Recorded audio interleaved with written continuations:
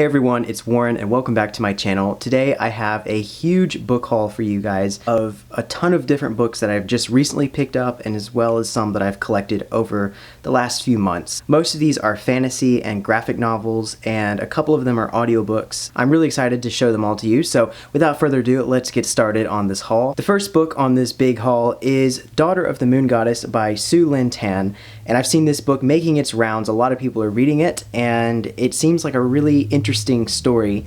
It is set in a sort of celestial fantasy type of world that's inspired by legends of the Chinese moon goddess, and it seems like a really interesting read, and I hope that I'll enjoy it when I decide to read it. So the next few books on this haul are all part of the same series. They're all kind of the same book, but I got this really amazingly beautiful box set edition of the entire Lord of the Rings series and The Hobbit in these amazing, gorgeous illustrated editions by Alan Lee, and it's just fantastic. I'm a little disappointed that the slipcase on this got kind of damaged in the shipping, so that's a little disappointing, but thankfully the books were not damaged. The precious. I'm just so stoked to have these. These are gorgeous, gorgeous editions, and I'll show them all to you individually in a second, but they're just beautiful, and you can never have too many copies of Lord of the Rings. It is the ultimate fantasy series. I've had them on my wish list for a while, and I've really wanted them, so I'm glad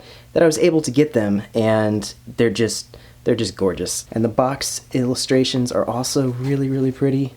I love it. There's the Hobbit, and then you turn it this way, and you've got like all these illustrations. It's just fantastic. I love it. So first we have The Hobbit, and this is one of my all-time favorite books. I have read this book a dozen times or more. I can't even keep up with how many times I've actually read it. It's just one of my favorite books. It was my first introduction to Tolkien and to Lord of the Rings besides the movies. Absolutely love it. It's just one of my favorite stories. I love the adventure elements to it, and the cover is just so beautiful there of the Shire with Bilbo, and then the back with Smaug the dragon and his lair with all the gold just looks incredible. I really like the artwork by Alan Lee. He does a great job. And then we have The Fellowship of the Ring, and this is also a really beautiful cover with Rivendell on the front, and the spine is really pretty, and then the back shows the three trolls. It's just a really beautiful cover. I love all of the greenery of the forest and just kind of the whole location, and I think that this is a really beautiful imagining of Rivendell. I think that's just a really cool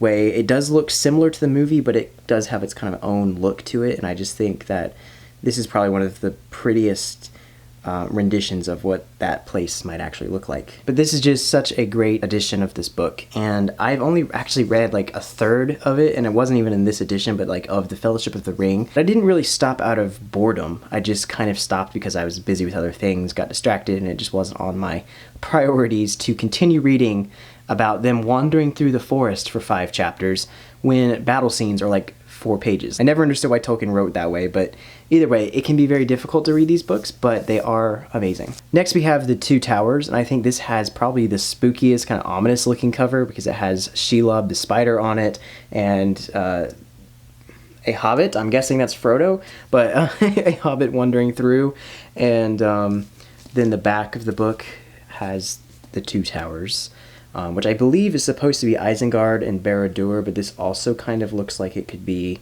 like Minas Morgul or something. Just one of those kind of Mordor-looking towers. I can't pick a favorite of what story I like the best. I love all 3 stories so much. I think The Fellowship has the most nostalgia for me because after The Hobbit, The Fellowship was the movie that I remember the most and like have watched the most times. But The Two Towers has some really amazing stuff in it. I really love the Battle of Helm's Deep. I really love Treebeard and Gandalf returning as Gandalf the White. Just so many things about this book and the movie are so good. I really, really enjoy this story. And then lastly, we have Return of the King, and I think this has to be probably my favorite cover of all of the set. I just absolutely love all of the different colors blending together, especially the blue and the green with the flag of the white horse of Rohan.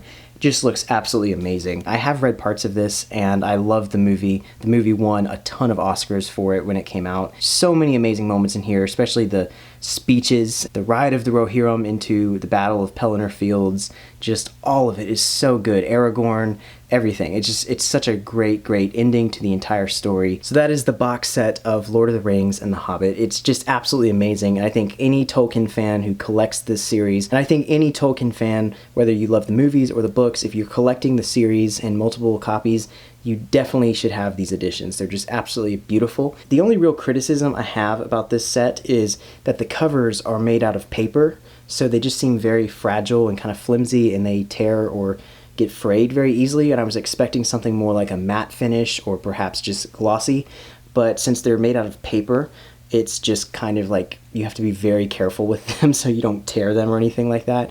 And the illustrations are beautiful, but I think the material they used for the cover probably could have been better, because I think paper is just way too fragile, especially for a box set like this, which is going to get shipped in the mail. The books want to be pulled out of the slipcase and everything. Like, it's just going to easily tear them or kind of fray them. So I think the material could have been made better, but honestly, this is definitely a set for display. I will read these editions, but this is absolutely a display on my shelf as a collector kind of series box set. So it's definitely not one I think that's really intended to be worn and read very much, but I will read these editions because they're absolutely beautiful. And continuing with Lord of the Rings, the next book that I got is The Silmarillion, and it's in the same sort of art style and illustrations as the others, except the illustrator is different. This one is Ted Nasmith instead of Alan Lee. This book did not come with the box set, unfortunately. I don't know why they included The Hobbit and then all three Lord of the Rings, but they couldn't include The Silmarillion because it's like all the same art style, the covers and everything looks very similar. So I don't really know why they couldn't have just included this edition, but just like the other books, The Silmarillion, it has just beautiful artwork. I really love the cover and the contrast of the blue ocean and sort of the red glow of the fires of whatever's going on in that scene. And then the back of the cover has some people looking over in this valley, looking at this huge mountain. I have not actually personally read The Silmarillion. It is one of my goals to eventually read The Silmarillion and just all of Tolkien's Legendarium. This is a gorgeous edition of this book, and I'm really glad that I got it to sort of complete the set of The Hobbit and The Lord of the Rings, and now this book as well, so that you kind of get the full story of Middle-earth from start to finish, mostly. I know there's a lot of supplemental works, but my one complaint about this book is, like I said, the other ones, the cover is made out of paper, so it just feels very fragile. But we are not done with the Lord of the Rings books yet, because I still have a few more to show, and this one might be my favorite. Picked up a beautiful single volume edition of Lord of the Rings. This contains all three books, and this is a beautiful like deluxe edition which includes Tolkien's original illustrations in it. And it is just absolutely gorgeous. I love it. And I've just always wanted to have a single volume of Lord of the Rings, just to have it all in one book and just read through the entire thing as if it's one story, because it really is. And when you read the actual books, they're divided even by pages. So like The Two Towers starts on like page 600 and then it just keeps on going. So you can't really say I'm on page 1 of The Two Towers. I'm on page 600 of Lord of the Rings. So it's just really awesome to have a single volume of the entire series. And I'm just in love with this edition. I'm so glad that I have it all kind of in one compendium, one giant book. It's amazing, and it looks so pretty on my shelves too. And so along with all of those, I also picked up Tales from the Perilous Realm, which is a collection of 5 of Tolkien's short stories. Tom Bombadil, the most famous story in here is probably The Roverandom, which is a story that Tolkien wrote for his son Michael. So just in my quest to collect the entire Tolkien Legendarium and most of his written works, had to pick this one up too. And unlike the other books, this cover actually is glossy, so you can see it's like really shiny. I don't know why they're not all the same material, and they're not the same size. This book is actually shorter than the other books from the box set, so I don't really know why they can't have them all the same size and same material for the covers. Beats me. Different publishers or distributors or something, I guess. And the last Tolkien book, or at least the last hard copy Tolkien book that I got, is The Nature of Middle-earth. I'm not sure if this is the last book they're going to ever publish, but this is one of the last books that includes some of the last of his written works that his family, I guess, has to publish. The Nature of Middle-earth is really just a lot of napkin notes, just kind of supplemental material and reading. It goes into the operation and sort of reckoning of time, aging, how different species in the Middle-earth age, like the elves and the hobbits and things like that, the eating habits, reproductive habits, all kinds of things about different species in Middle-earth. And I think it also even goes into detail about which kind of socks Gandalf likes to wear. So yeah, this is just supplemental stuff. And this book was actually given to me as a gift for my birthday, so I didn't actually buy this one. It's just good to have this in my collection as part of the entire Tolkien legendarium and just everything you can know about the world of Middle-earth. Moving on from Lord of the Rings and Tolkien, some of the other books that I've picked up are related because it's based on mythology and stuff like that. The first book is the Poetic Edda, translated by Lee M. Hollander, and the Younger Edda or Prose Edda is the one written by Snorri Sturluson in Iceland, and it has a lot of the famous myths that I think more people are familiar with. This is a collection of mythical poetry. I already own a copy of this book, but I wanted to get this translator because their translation just reads a little bit more old-fashioned than the other copy I have, which is very much more a modern translation and just puts things in a very sort of modern, blunt kind of way. And I like that this has a little bit more lyrical aspects to it, and it just feels a little bit more old-fashioned. The next book is the Kalevala, translated by Keith Bosley, and this book is part of Finnish mythology. It is the national epic of Finland, and this story, along with the Poetic Edda,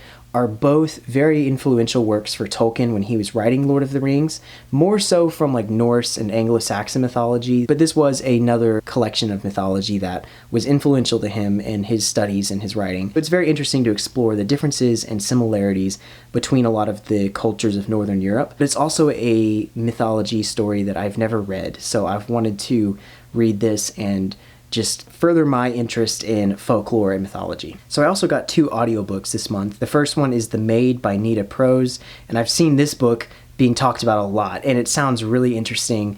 It's a sort of murder mystery, and it feels very much like kind of a Agatha Christie or Clue type of story. This is basically about a young woman named Molly who works as a maid in a hotel called the Regency, and she basically discovers this murder that has happened for one of her very high-end clients, and just finds herself in the middle of this whole murder mystery, and it sounds really cool. I don't really read a lot of mysteries and thrillers as much as I'd like to, but I decided I would get this one as an audiobook because I think it's a little bit more fun to listen to the narration and listen to a mystery story. The second audiobook that I got was The Children of Hurin, which is another Tolkien story. I do have this as a physical copy, but I also wanted to get the audiobook because it's narrated by the late Sir Christopher Lee, and I just think his voice sounds so powerful and just very sort of deep British voice. It just sounds very powerful for like narration, and I think that's really awesome that he was such a fan of these books. He cared so much about the story, and he even was able to meet Tolkien at one point in his life.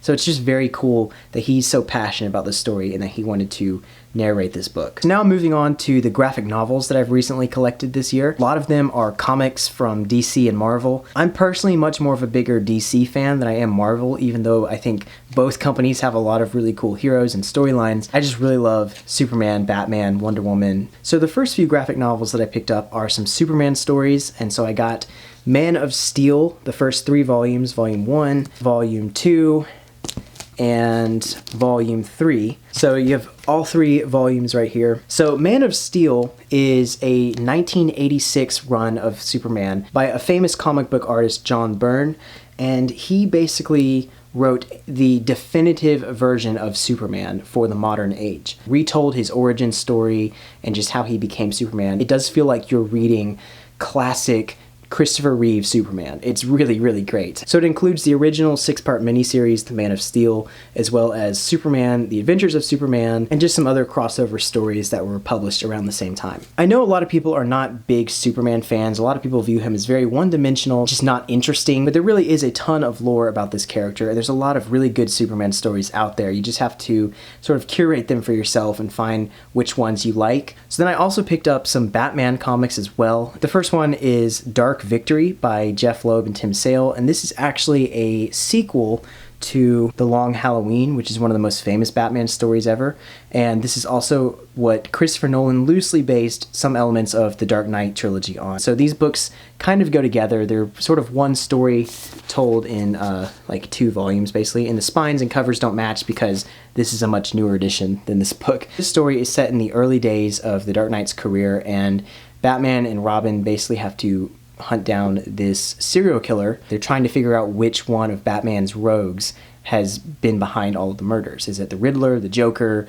Two-Face? Who is it? Then I picked up The Killing Joke by Alan Moore, and this is another very famous Batman story. In this story, the Joker attempts to murder Barbara Gordon, who's Batgirl. He isn't able to kill her, but he paralyzes her, and it sets her on a story arc to become a character called Oracle. And this is the deluxe edition, and I haven't even taken the plastic off of it yet, because I'd rather just not. I'd rather keep it in the plastic until I'm ready to read it. But yeah, Joker is kind of on the murder path in this story, and it's a very dark Knight story. And then continuing with that, I also picked up A Death in the Family by Jim Starlin, and this is another famous Batman story from the 80s, and in this story, the Joker actually kills Robin very brutally, and it's just very heartbreaking for Batman. This is just another famous Batman story, and one that I haven't read, so I wanted to pick this up so that I can say I've read it. And then the other DC label that I picked up is Batman White Knight, and this is a story set kind of in an alternate universe where the Joker has actually been cured of his insanity, and he's now known as Jack Napier,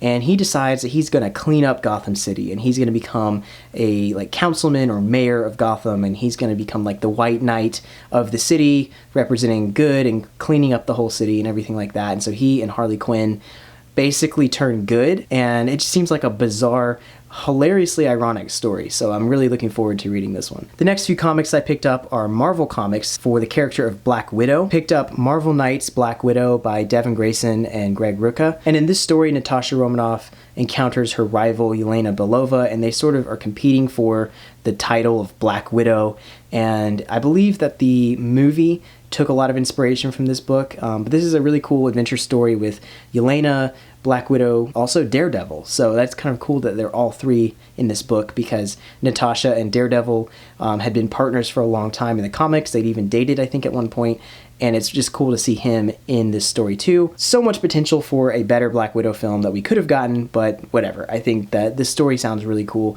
and the artwork in here looks good, so I'm excited to read this one. And then the next two Black Widow books I picked up were by Kelly Thompson, and that is Black Widow, The Ties That Bind, and I Am Black Widow. These are the first two volumes of this series. And so this story is kind of about Black Widow finally retiring from being a spy and an assassin and working for S.H.I.E.L.D. and all of that. She's just retiring now and deciding to just try and live her life, but there are things that pull her out of retirement, and she has to go on another mission, basically. And last but not least, the last two books on this haul are volumes 1 and 2 of Saga by Brian Vaughan and Fiona Staples. And this story I've heard described as basically a rated R Romeo and Juliet set in a sci-fi fantasy world.